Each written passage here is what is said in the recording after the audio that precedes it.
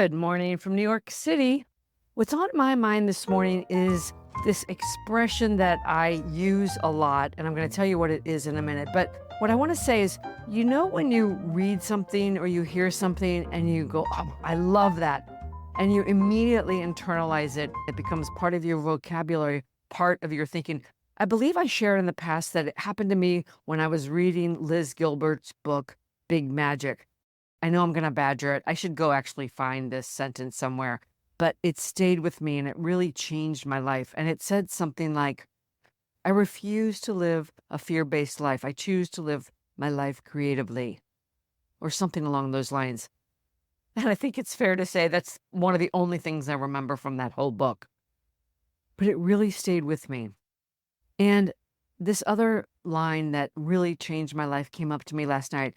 I was speaking with a dear friend of mine, and she was very emotional about her mother.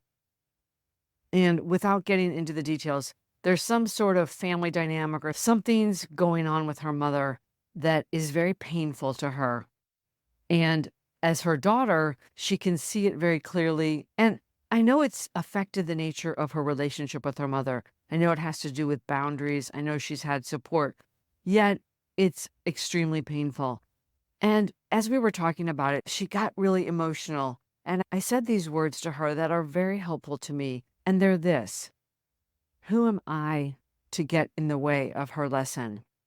We all have these moments when we can zoom out and see when someone is, I don't know, going down the wrong path, making a bad choice, feeling stuck in a situation, not in touch with their own agency to make a change. And of course, when these things happen with the people we love most, our best friends, our children, our parents, our spouses, we all come up against those things in life that it's not that they're beyond our control, they're out of our hands.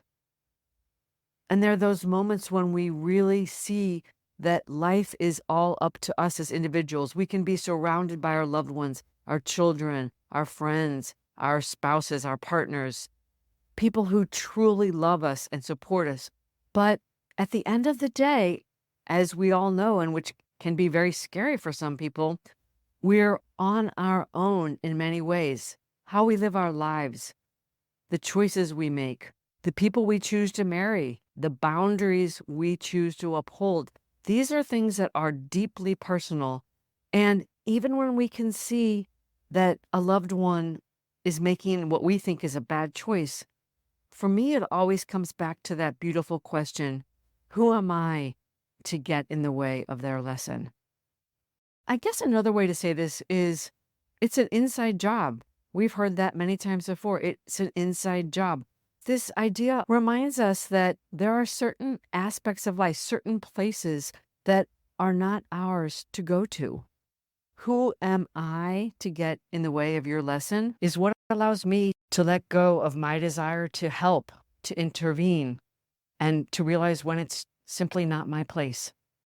So I don't know who may need to hear that today, but I do hope that if your child is struggling, or if you're in a situation where you wish you can sort of save someone, or your words are falling flat or falling on dead ears, I hope these words will give you some perspective. Who am I to get in the way of their lesson?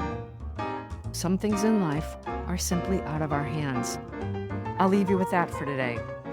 Until next time, from my heart to yours.